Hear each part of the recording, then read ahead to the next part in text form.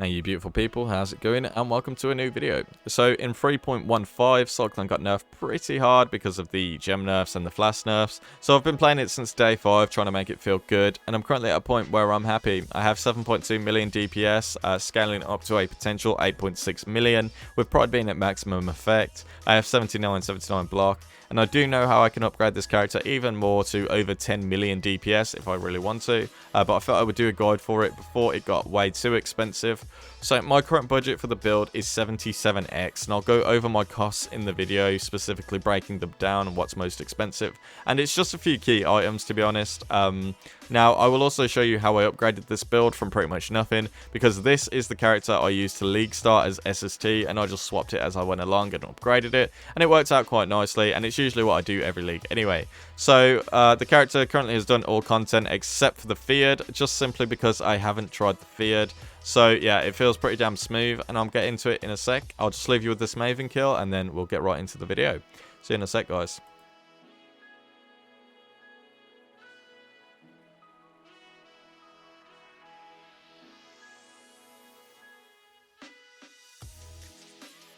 Okay guys, so let's start with the question on everyone's mind: how much does the build cost in total? So for my exact build as it is right now with all of my personal gear, it cost me 80 exalted orbs.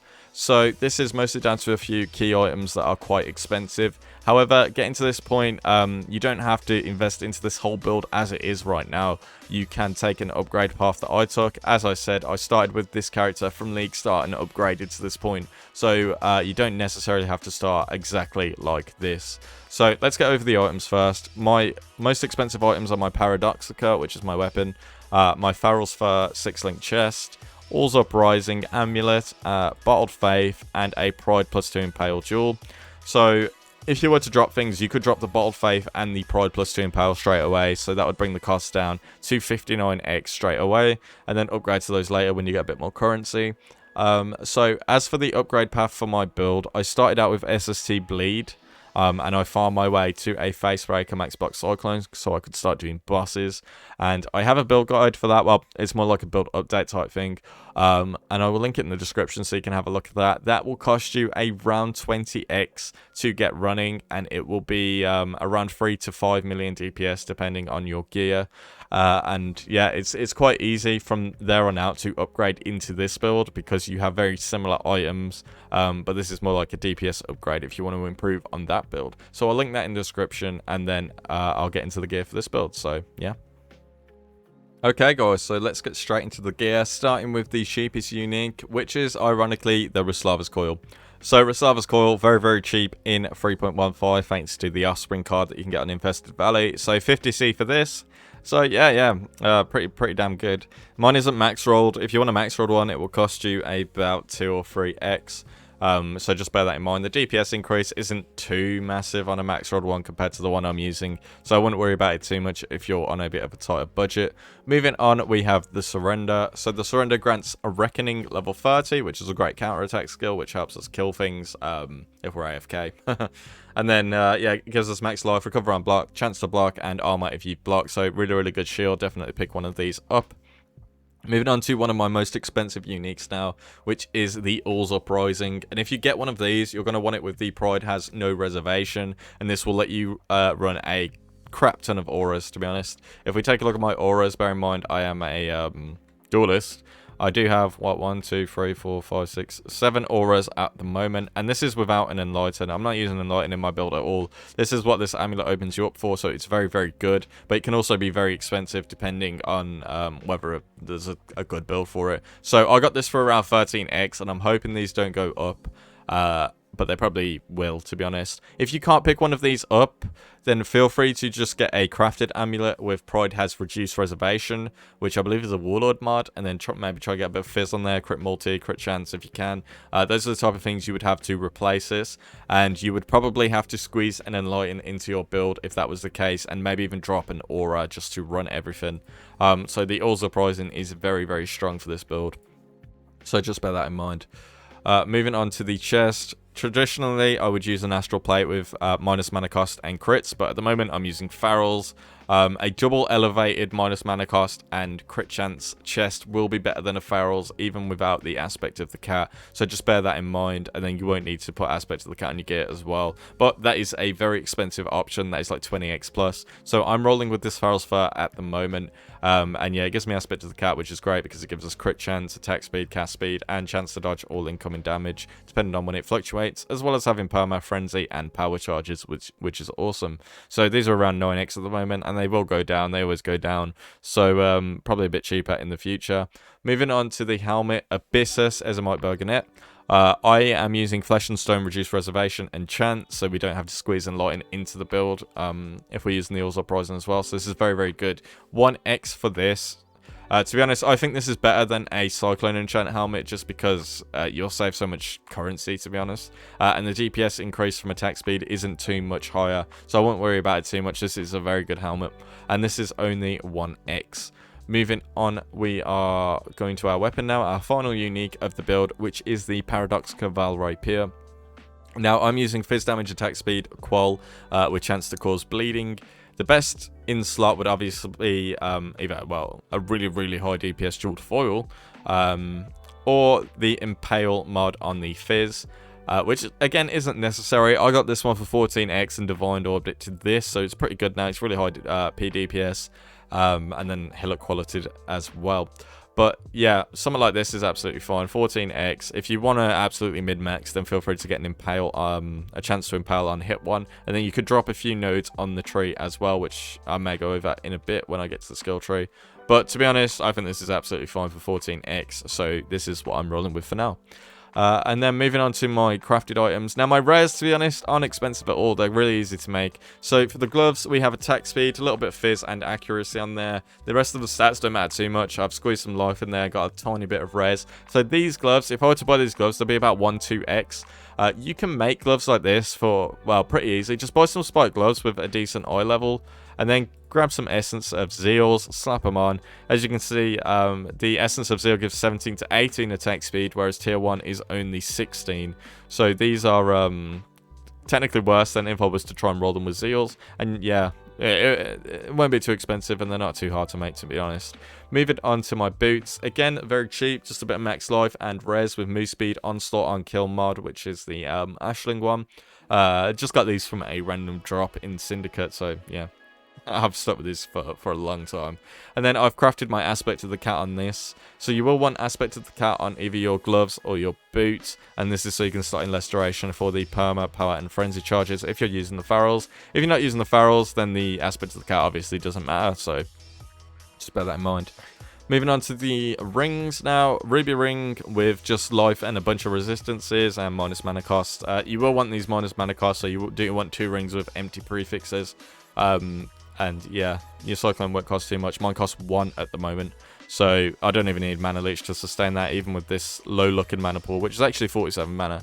Yeah, I don't need any Leech at all. So pretty cool for that. And then the final ring is the Steel Ring, a Warlord ring with vulnerability, and then just some added stats depending on what you need. I needed a bit of res and fizz damage.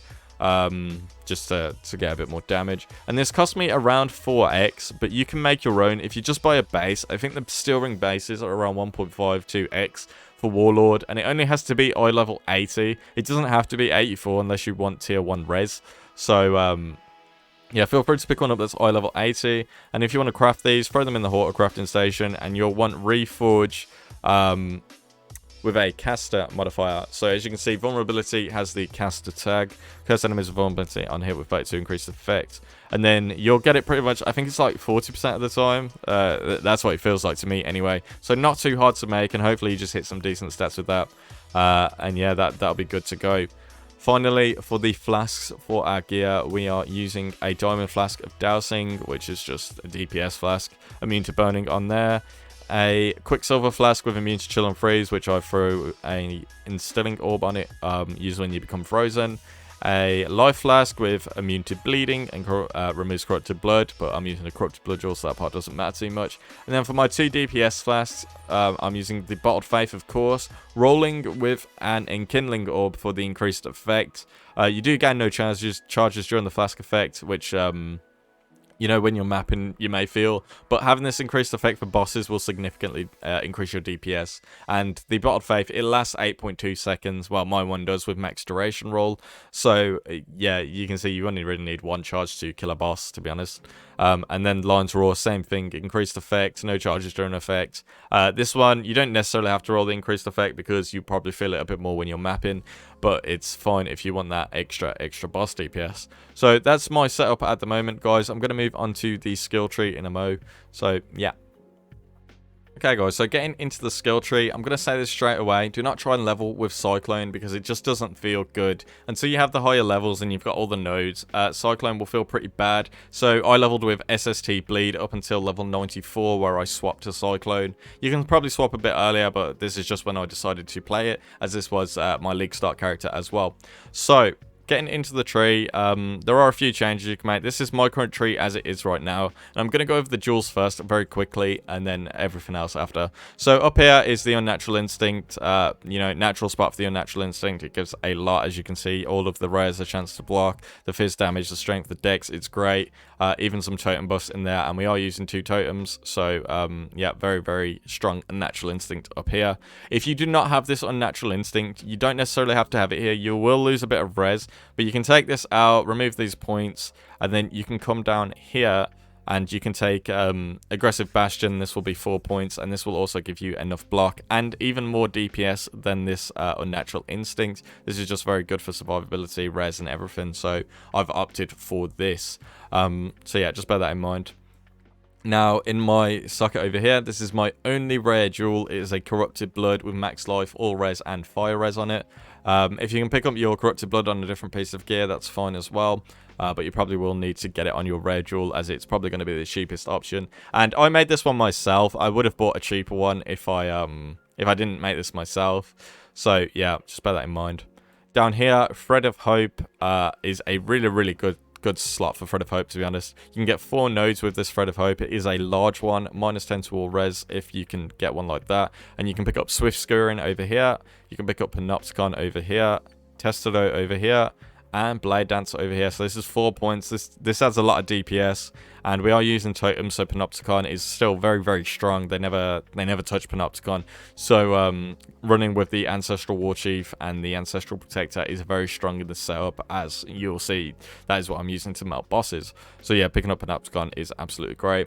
And then over here, standard spot for Transcendent Flesh with 49 crit multi will reduce your life recovery rate a bit and remove 40 strength, but it's a good payoff for the crit multi as well. So yeah, always socket that over here with this exact pathing.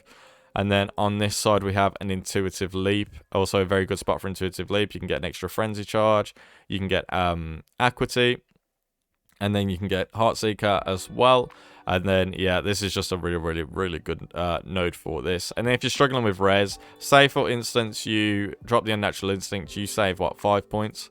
So you will have the 4 points for here, a spare point. You can take this over here, which will give you 8 to all res and plus the maximum cold res as well as a little bit of chance to evade, which doesn't matter too much. But yeah, that's a good option if you don't have the instinct.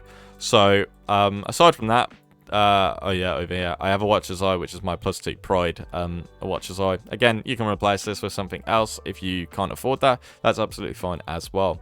Aside from that, pretty much what you're looking for on the tree is like max life stuff from these 2 nodes over here, this over here. If you need accuracy, versatility is pretty good. There's also this node down here if you have the points. Eagle Eye, which is also decent. Acuity, of course, which is good for just the 1 extra point. Yeah, you're looking for crit multi for swords, like this down here, Blades of Cunning. I've anointed Disemboweling up here, so I didn't have to path to it. Also, this down here, Dismembering is pretty good. Brutal Blade and Fatal Blade over here are also very good for this build. And then the Rampart is very good for the Fortify, because Fortify is just great, let's face it. So yeah, moving on to the Ascendancy, pretty standard stuff. Your max block, so you're going to take all of the block nodes over here as per usual. And then, like always, if you're not going bleed, no one ever gets this. So we are going for the Challenger charges, which we will have to alternate our Flesh and Stone for to generate them, depending on whether we're mapping or bossing. But yeah, pretty damn good. Just pretty nice, pretty standard, pretty simple stuff. I'm going to move on to the gem links now, guys. Any questions, feel free to leave them in the comment section or message me on Discord if you have any thoughts about the tree, any improvements. Absolutely fine. See you in a moment. Okay, guys, so jumping into the gem links. Now, I don't have any Awakened gems in my setup, so it's not too expensive, to be honest. I only have the Cyclone 2120, which is about 1.5-ish X at the moment. Supported by melee fizz damage, 2120. You can get this for about 15 too. Divergent Fortify, you don't necessarily need Divergent, you can just use normal, that's absolutely fine as well. And then Brutality 2021, because I'm really good at corrupting gems apparently. Impale Support 2020, again, good at corrupting. And then an Infused Channeling finally. Just get this as high as you can, based on how much int you have. I have 103 at the moment, so I can get to 18. But yeah, just as high as you can is absolutely fine. So, moving on from that, onto my boots, I have a cast when damage taken setup, so Molten Shell, cast when damage taken. This will cost about 42 mana, I believe, so yeah, make sure you've got enough mana spare to use it. If you don't have this, you can replace it with whatever you want, or just do a lower level one, totally up to you. Enduring Cry over here, and then Restoration over here, not linked to anything. So Restoration, with Aspect of the Cat, will let you have Perma, Frenzy, and Power Charges. As you can see, the buff only lasts 4 seconds per one, so you definitely want to have the Restoration on either your boots or gloves, wherever your Aspect of the Cat is. That is why you want Aspect of the Cat on either of these two items, so just bear that in mind. Moving on to my gloves, I have Flesh and Stone supported by Maim, which increases the Maim effect, so it's really, really strong. It also applies the mana multiplier to Flesh and Stone, so just bear that in mind. And then Blood and Sand over here with Dread Banner 2120, which cost about 30C at the time I bought this and may go up. 2120 Dread Banner is pretty good because it gives increased aura effect as the alternate quality, as the additional quality effect. So yeah, that's pretty good. Moving on to the helmet, we have more auras. Pride, which is free because of the Orzal Prizing. We have Precision, we have Herald of Purity 21, and Blood Rage. So Precision level 11, if you have, you know, spare mana, feel free to get it higher. If you need accuracy, if you can sustain it, that's fine. If you do not have the Orzal Prizing, you'll probably have to drop Herald of Purity for an Enlighten in one of the setups, and then maybe even drop Maim as well on Flesh and Stone, so you can run it. You will lose a bit of DPS, but it should still be over 5 million. So just bear that in mind. You'll have to play around with it a bit. I will put a POB in the description with a setup without Orzal Prizing, just in case. And then moving on, we have our Paradoxica. Faster attacks, Whirling Blades, and Culling Strike support is what I roll with. You can use whatever you like. You can use Dash, Leap Slam, Flame Dash. It's up to you. I just like Whirling Blades because it's quick, as you can see. So yeah, that's my preferred setup. Feel free to change it to whatever you fancy. Finally, in the shield, we have Phantasmal Ancestral Protector, multiple totems, and Val Ancestral War Chief, which is where a lot of our DPS will come for the bosses. You just throw the totems up, very easy. The totems themselves actually do quite a bit of damage as well. 67k, 67k tooltip over there, as you can see. And then they will buff you significantly with attack speed and melee damage. That's why we're anointing Panopticon. That's why we're rolling with Panopticon on the tree down here. And then, yeah, just go ham. It's really simple. Feel free to change things around to your liking if you feel they're better, but this is my current setup as it is right now, and it's working out pretty well. So, as for the Pantheons, right now, let's get into the Pantheons. So, I am using Soul of Arukali for reduced damage taken from damage over time, as well as Soul of Shikari for reduced chaos damage taken. So, these are pretty good, and I should really capture the other guys. I always kind of forget about them, to be honest. And then, if the map has Burning Ground, I just quickly swap to Abarath, so I'm not affected by that, which is quite nice as well. But these are the two I predominantly use. You can use whatever you fancy. If you don't like those ones, that's fine. And then for the bandits, you have two choices. Oh wait, I've already typed it. So yeah, deal with the bandits up here. So you can go with Alira if you're struggling with resists, and you know, mana regen. But I've gone with the two passive points since my resists are currently capped at the moment. I don't really need the mana regen, and the crit multi is less DPS than the 2 points for me on the tree, because there's just so many good nodes you can take. So yeah, currently sitting at 76 block. With the Ascendancy, my block will go up to 79 if I get hit once, which is absolutely fine. And then also my Chaos Res is kind of garbage. I would like to squeeze some more Chaos Res on my gear if possible. So Chaos is really the only weakness for my specific build. So if I had that higher, I probably wouldn't really die at all, to be honest with you. But I still kind of die. But I'm on softcore, so I don't really care about that. Yeah, if you're on hardcore, aim for some Chaos Res. So that's just about it for the build, guys. I hope you guys enjoyed it. I hope you try it out and like it. Feel free to let me know if you have any improvements. Drop me a message on Discord on the comment section. I'll try and reply. Yeah, I'll catch you next time, guys. Take care. Goodbye.